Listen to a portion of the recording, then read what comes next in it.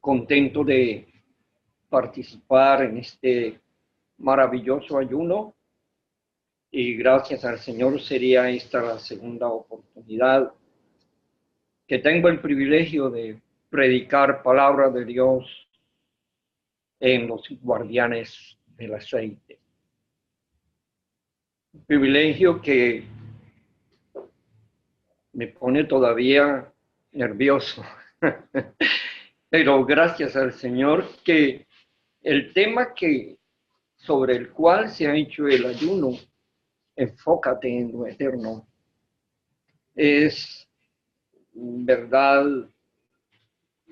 muy importante porque pareciera que la iglesia hoy como que ha perdido esa visión un poco, ¿no? El enfoque en lo eterno, ya que pareciera como lo que uno ve en muchos, que ellos están más preocupados por el tener, por el vivir con mucha comodidad, por el afán de estar muy placenteros. Y viene a mi mente, como dice la Santa Escritura, que por falta de conocimiento mi pueblo fue llevado cautivo. Si es verdad, vivimos épocas en las que se nos olvida lo eterno. Pareciera como que si estar en el Evangelio, estar en el Señor, como algunas veces a causa de que el Señor todavía no ha venido. Entonces, pareciera como que si fuera la iglesia un club donde pasamos momentos bonitos y cantamos y Dios en su misericordia pues nos deja sentir su presencia y usa a hombres predicadores con mensajes maravillosos que nos hacen recordar que tenemos una meta a dónde ir. En este momento yo recuerdo de cuando el Señor le dijo a Moisés que le construyera el arca, que le construyera el tabernáculo y que también le hiciera un arca de madera y la recubriera de oro por dentro y por fuera. La conocemos como el arca del pacto. Y le dio las instrucciones de cómo transportarla, de cómo tenerla. Le mandó a hacer unos anillos fundidos de oro por los lados. Le mandó a construir unas varas de acacia y que estas deberían permanecer puestas en los aros que mandó a hacer y que debería ser transportada por una familia específica de los levitas. En su traslado no podía ser llevada por cualquiera. Tenía que ser de una manera que tenía que ser transportada y por levitas específicamente de una familia. Estas eran las normas escritas. En una oportunidad que el pueblo de Israel entró en una guerra eso está en Primera de Samuel, capítulo 4. Entró en una guerra con los filisteos. Ellos entraron en combate y fueron derrotados. Dice la Escritura que murieron como 4,000 hombres, y ellos se dolieron muchísimo por esta derrota y se preguntaban por qué Dios les había permitido esta derrota, y tuvieron una idea de traer el arca que había sido puesto en Silo, y la trajeron porque tal vez de esta manera ellos van a conseguir la victoria. En el arca era pues el testimonio más vivo de la existencia de Dios, pues en ella se encontraba el testimonio de que Dios es real. Para ellos en aquella época, el testimonio puesto dentro del arca era la vara de Aarón, que floreció de entre las 12 varas de las tribus de Israel. La que le correspondía a los levitas, pusieron allí el nombre de Aarón, y entre las 12 varas de los 12 príncipes de las 12 tribus, pues se iba a escoger a el hombre que Dios elegía debido a la rebelión de Coré.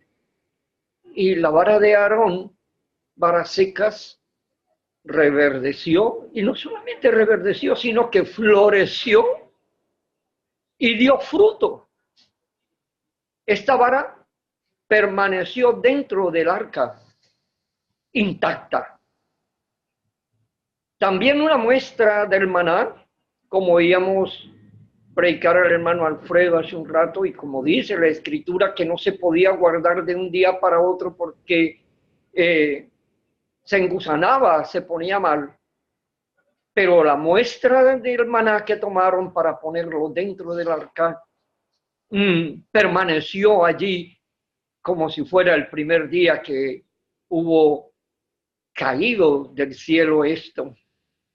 Y también las tablas de piedra escritas con el dedo de Dios. Por lo tanto, era el arca el testimonio de la permanencia de Dios con su pueblo Israel, y el testimonio de la existencia real de Dios. Por lo tanto, debería cumplir con las normas que Dios estableció.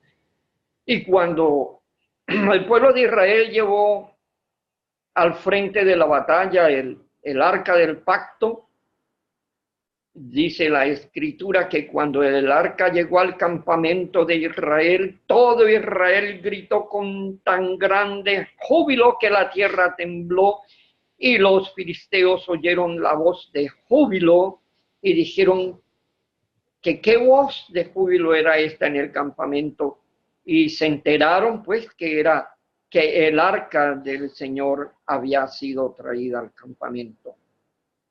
Los filisteos tuvieron mucho miedo porque decía que el Dios de los israelitas había venido al campamento, y ellos dijeron: ay de nosotros, pues antes de ahora no fue así. ¿Quién nos librará de las manos de estos dioses poderosos? Estos son los dioses que hirieron a Egipto con plaga en el desierto. Esforzaos, oh filisteos, y sed hombres, para que no sirváis a los hebreos como ellos han servido a vosotros. Sed hombres y pelead. Los filisteos pues pelearon. Israel fue vencido, y cada quien huyó a su tienda, y fue hecha muy grande mortandad, pues cayeron de Israel 30,000 hombres, y el arca de Dios fue tomada. Y muertos los hijos de Elí, Ofni y Finis. Esta arca duró un tiempo entre los filisteos, y hay una historia muy conmovedora de cómo ellos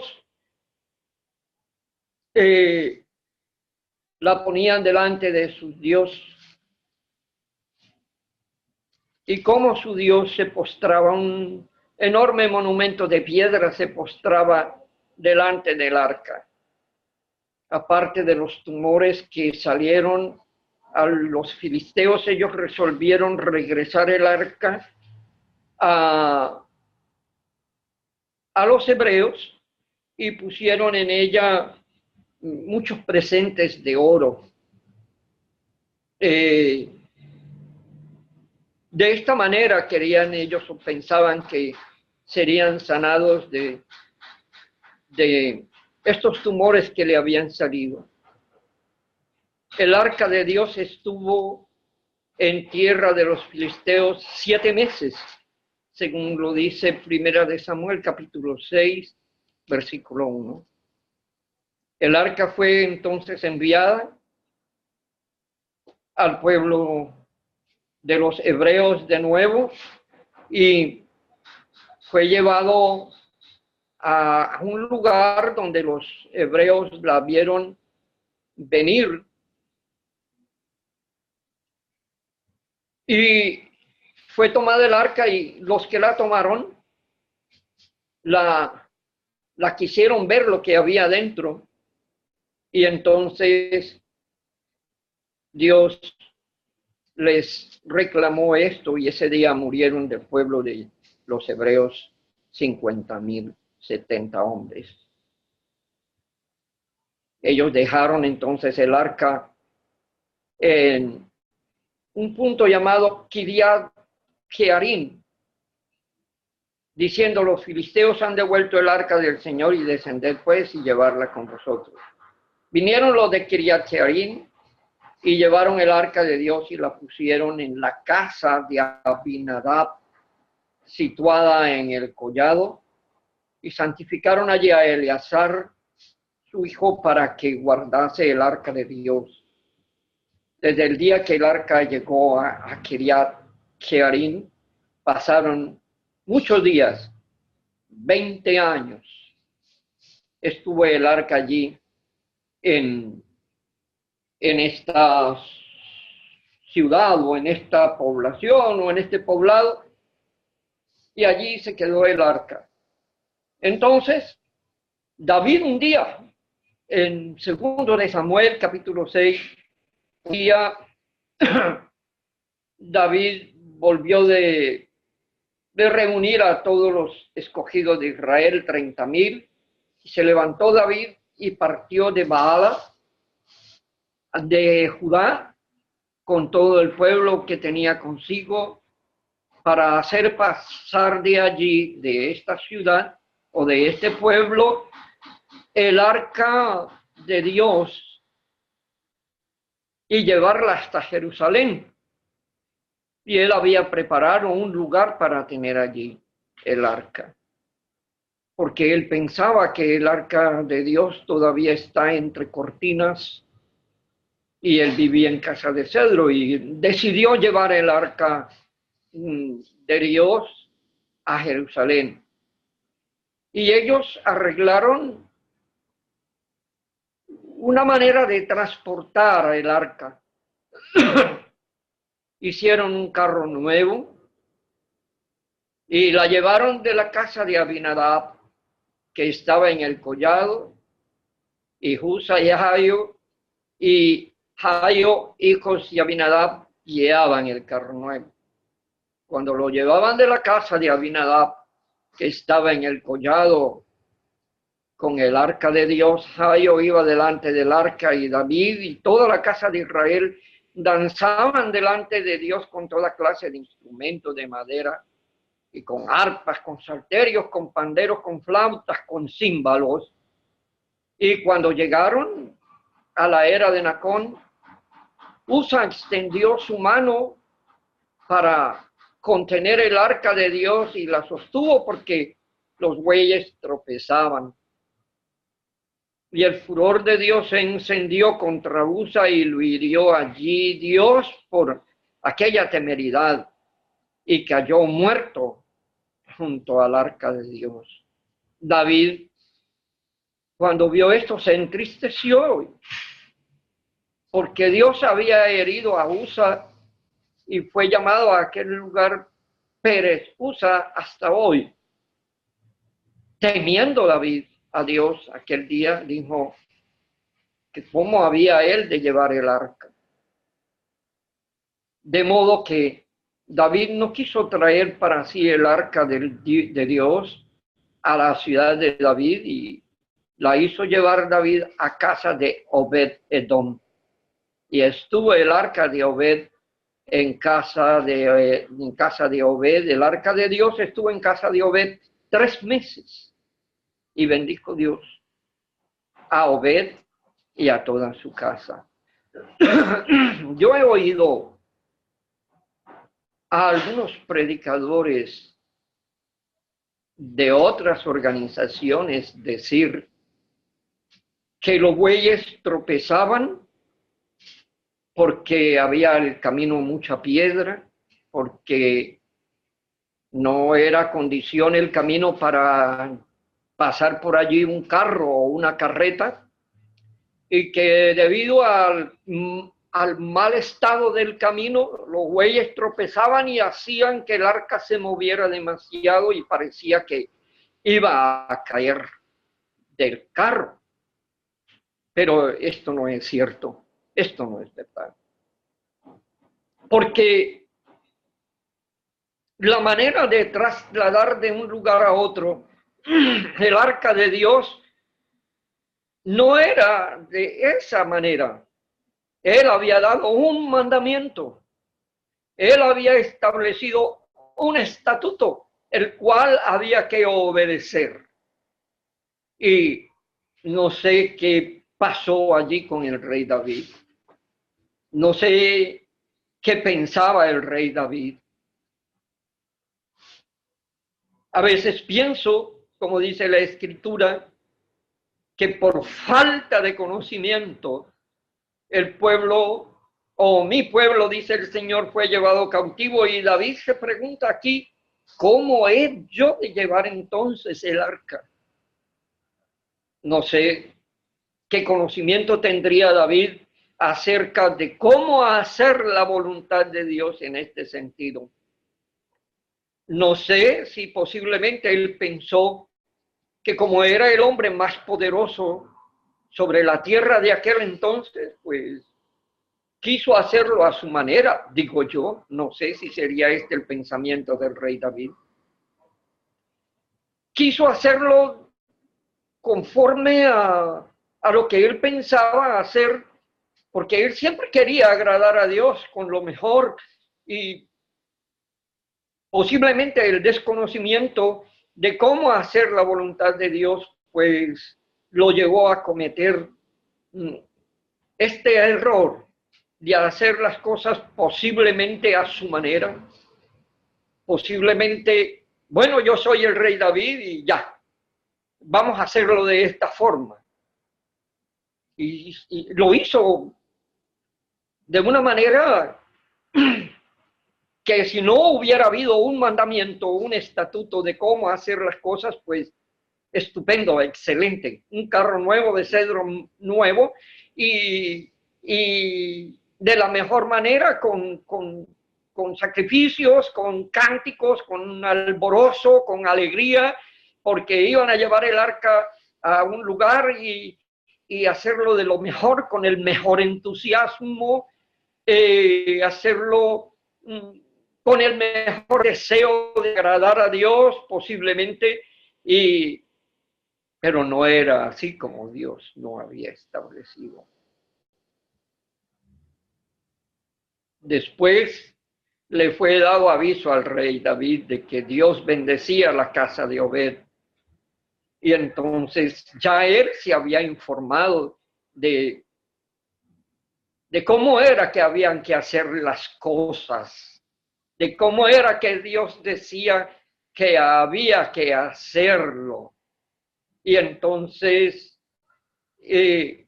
David reunió entonces ahora sí a sus sacerdotes y reunió a la gente que de verdad eran los que Dios había establecido para llevar el arca. Y escogió a los príncipes, escogió a los sacerdotes, escogió a todos ellos y entonces puso delante del arca de Dios ministros de los levitas para que recordasen y confesasen y lo hacen a Jehová Dios. Y así fue de esta manera como David dijo, por no haberlo hecho así la primera vez, es que Dios nos reprendió, nos castigó. Entonces,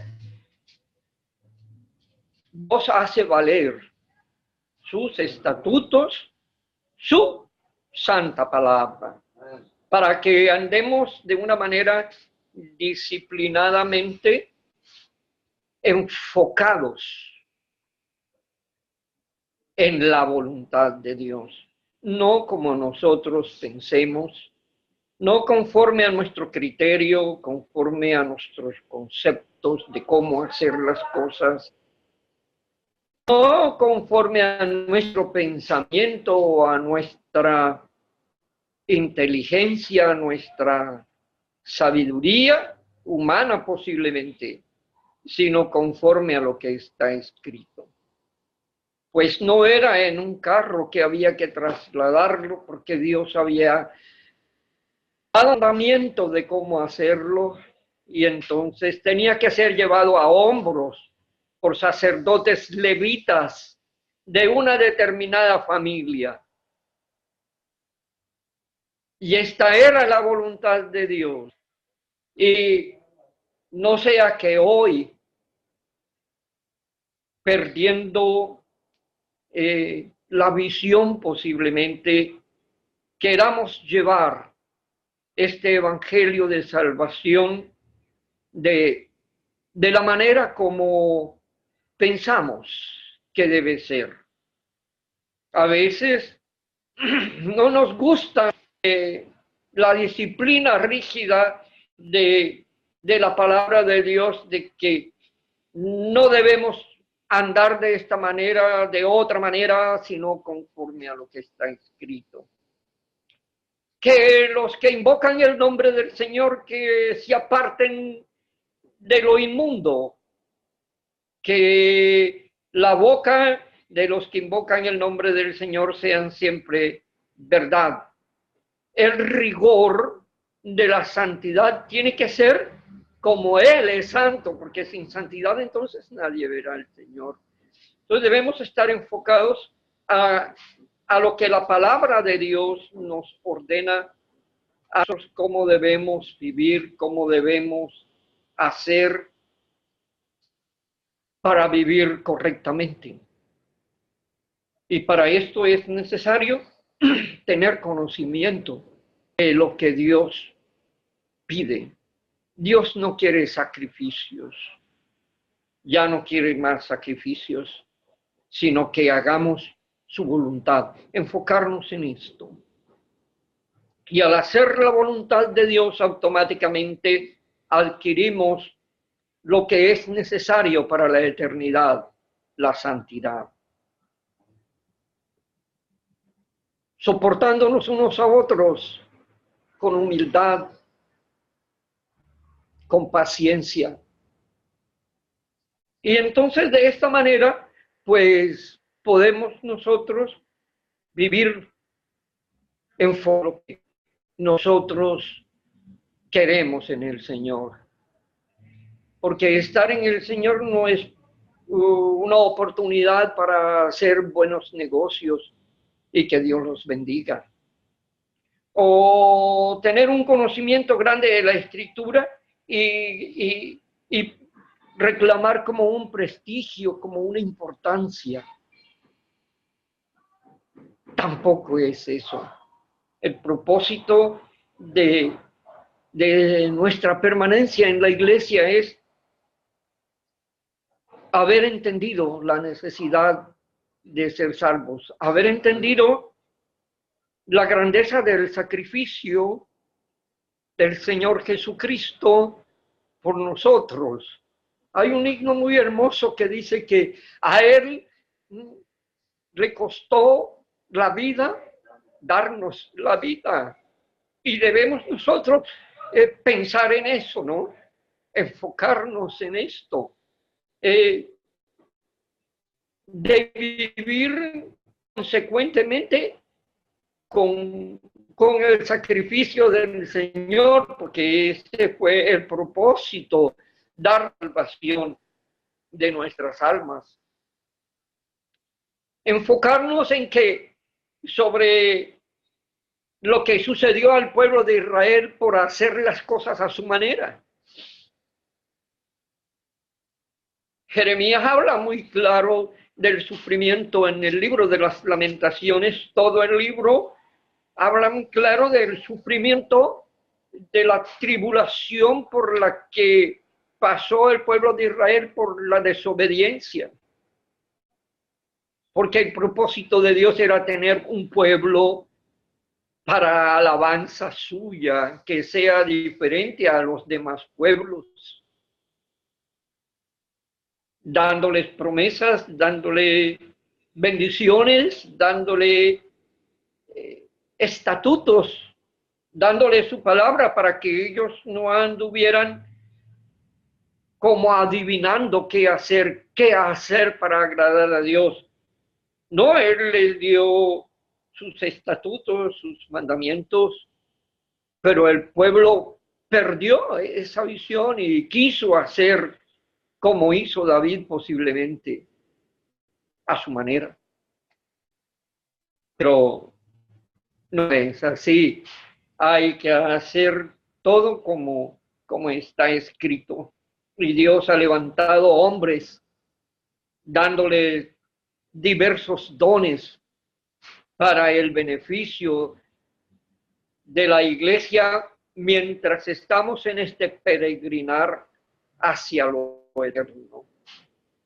Entonces, tenemos unas ordenanzas, tenemos un camino bien trazado, bien definido, que no podemos andar como nosotros pensamos que Dios ha puesto a sus pastores, a sus ministros, les ha llenado de su Santo Espíritu, les ha dado dones para conducir el rebaño.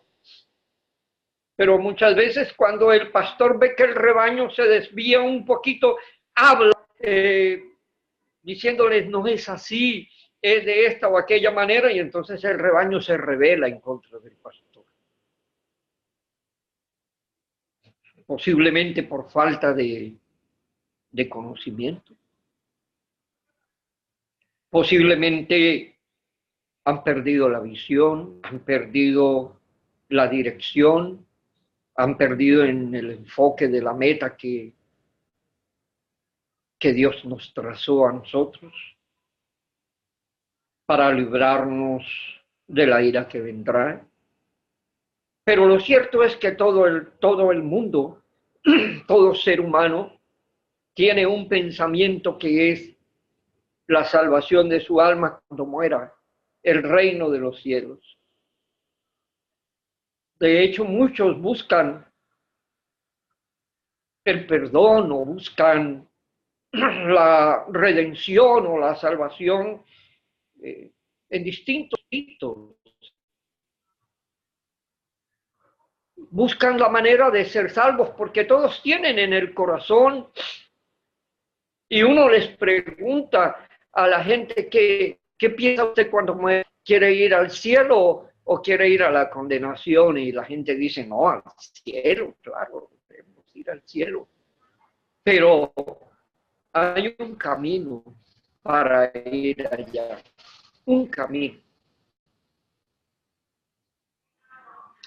Y buscar ese camino molesta el rigor de la santidad, de la disciplina, de la obediencia. Y bien dice la palabra de Dios en el libro de Juan, cuando la Escritura dice, si vosotros hacéis lo que yo os mando, seréis mis amigos. Y todo el que creyere y fuere bautizado, éste será salvo. Y sin santidad, pues, nadie verá al Señor. Y procurad ser santos, procurad en todo momento la obediencia, en fin, una manera de andar en rectitud. Pero el que ha perdido el enfoque, el que ha perdido la visión, pues hace como piensa, ¿no? Así yo estoy bien, yo creo que estoy bien, yo creo que estoy haciendo bien. Y la verdad que cuando hay conocimiento, pues nos damos cuenta que hace falta enfocarnos en lo que es eterno. En una oportunidad, el Señor Jesús eh, llamó a sus discípulos que iban a cruzar por por un lugar y los metió en una barca para que fueran y lo esperaran más adelante en la otra ribera, y él quedó solo orando a Dios, orando en el monte. Estaba allí y se fue aparte de ellos, y la barca que estaba en la mar con los discípulos era azotada por los vientos que eran contrarios. Y en la cuarta vigilia de la noche dice la escritura que Jesús vino caminando, andando sobre las aguas. Los discípulos viéndolo se asustaron porque pensaban que era un fantasma y dieron esos griticos, ¿no? Esas voces de miedo que uno da cuando hay espantos. Pero enseguida el Señor les habló y les dijo: no tengan miedo, tengan ánimo, soy yo, no teman. Entonces Pedro le dice: Señor, si eres tú, manda que yo vaya a ti, así como tú estás caminando sobre las aguas, que yo vaya a ti sobre las aguas. Y el Señor le dijo: ven. Y él, pues bien enfocado como estaba, habiendo visto tantas maravillas del Señor, habiendo visto ya tantos milagros del Señor, habiendo visto tanto poder en él y su santidad, pues le creyó y descendió de la barca y fue caminando sobre las aguas para ir al Señor. Pero dice la escritura que cuando Pedro vio el fuerte viento y las grandes olas que se levantaban a su alrededor, comenzó a hundirse y decía: Señor, sálvame. Pero para él ver las fuertes olas y el viento quitó la mirada del Señor, se desenfocó. Y así pues vamos muchos por este mundo, perdiendo o quitando la mirada o perdiendo la visión, porque hay muchas cosas que se cantan alrededor nuestro, muchas ofertas del enemigo, riquezas, una vida más tranquila, donde no haya que ayunar tanto, donde no haya que orar tanto, donde no haya tanta disciplina, donde sean iglesias más, no digo libres nosotros, pero más libertinas, donde se viva un evangelio más light, donde podamos estar más tiempo dedicados a lo nuestro. Claro que siempre decimos: no, estamos bien con el Señor, yo estoy bien, yo voy a los cultos, yo leo de vez en cuando la escritura, pero eso no es todo. Se necesita estar más enfocado y más consecuente, como decía la predicación del hermano Alfredo Palacios. más atentos a que el Señor sea primero en todo. Que no sea Él cuando me quede tiempo, que no sea Él cuando yo pueda, o que tengo que, los que tienen negocio, a abrir el negocio, por ejemplo, un día domingo, porque puedo tener una venta y nos perdemos las gloriosas escuelas dominicales. Perdemos o se nos olvida el conocimiento de que es mejor un día dentro de sus atrios que 1000 fuera de él. Perdemos en total el llamado de Dios. Yo conocí un hermano de la etnia de los hermanos indígenas ecuatorianos quechua, que él, mientras sus coterráneos salían a trabajar los días de fiesta, los días domingos, porque eran supuestamente días de buena venta, entonces él decía que prefería irse para el culto y que lo que iba a vender el domingo o cualquier otro día, pues el Señor se los iba a mandar en los días de semana. Este hombre estaba bien enfocado en gloria y siempre vendía más que los demás, porque entonces en los días de semana el Señor le mandaba a los que iban a comprar los domingos que no iban porque él estaba en culto. Y siempre él tenía mayores bendiciones.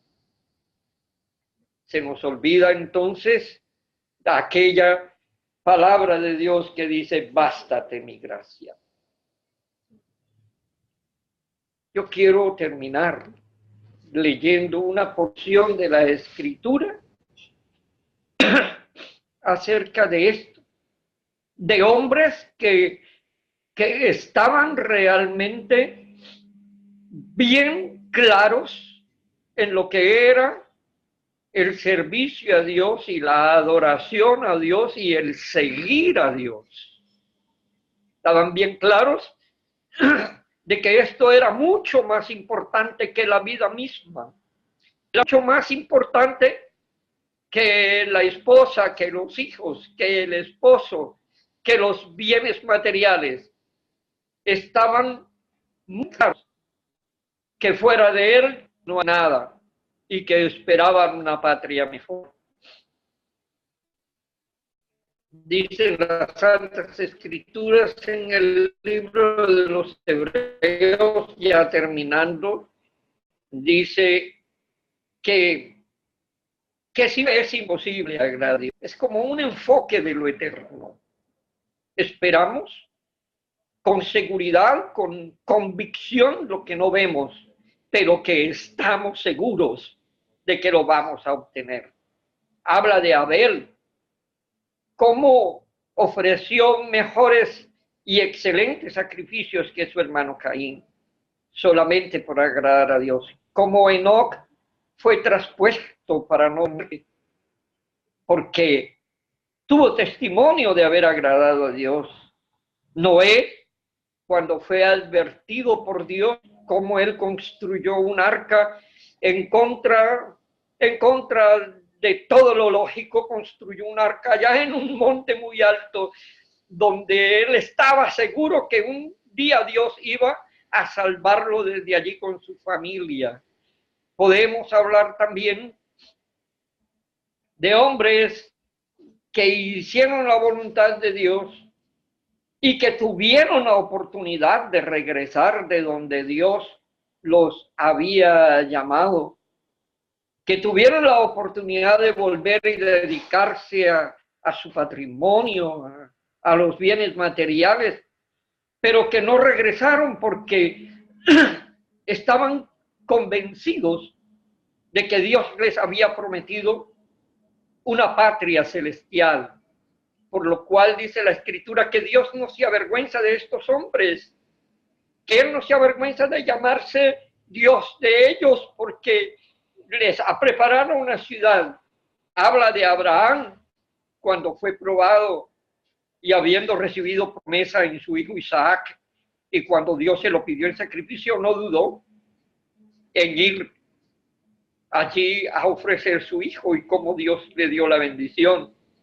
Isaac se mantuvo, en Isaac se mantuvo la descendencia, pensando que Dios es poderoso para levantar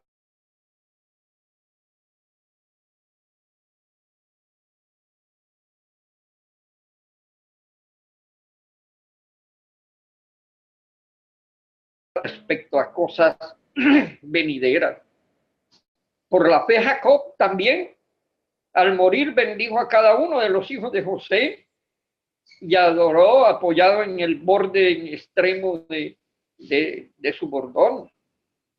También habla de José, al morir mencionó que ellos no iban a estar toda la vida esclavos. Cuando se vayan, dijo que se llevaran sus huesos hacia el sitio donde Dios les había prometido ir.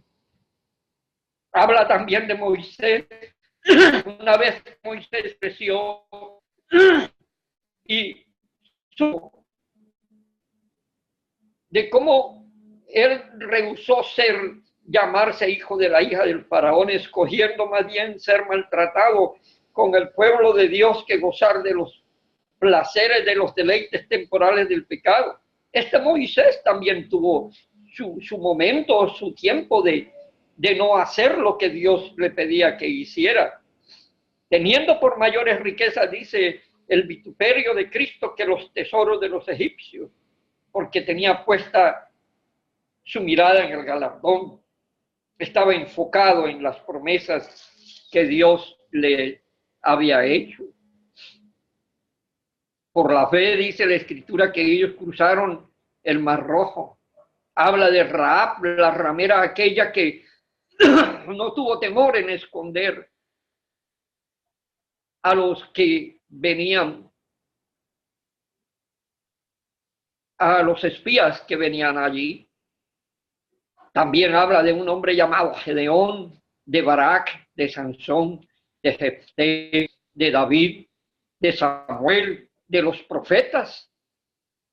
Dice que ellos conquistaron reinos, hicieron justicia, alcanzaron promesas, taparon bocas de leones, apagaron fuegos impetuosos, evitaron el filo de la espada, sacaron fuerzas de debilidad, se hicieron fuertes en batallas, pusieron en fuga a ejércitos extranjeros.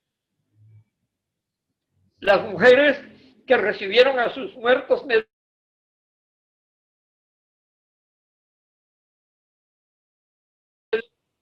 no aceptando el rescate a fin de obtener mejor resurrección. Otros experimentaron vituperios, azotes y además de esto, prisiones y cárceles. Fueron apedreados, aserrados, puestos a prueba, muertos a filo de espada, anduvieron de acá para allá cubiertos con pieles de ovejas y de cabras, pobres, angustiados, maltratados, hambrientos, desnudos, de los cuales el mundo no era digno. Errando por los desiertos, por los montes, por las cuevas, por las cavernas de la tierra. Y todos estos, aunque alcanzaron buen testimonio mediante la fe, no recibieron lo prometido. Proveyendo Dios alguna cosa mejor para nosotros, para que ellos no fueran perfeccionados antes de nosotros.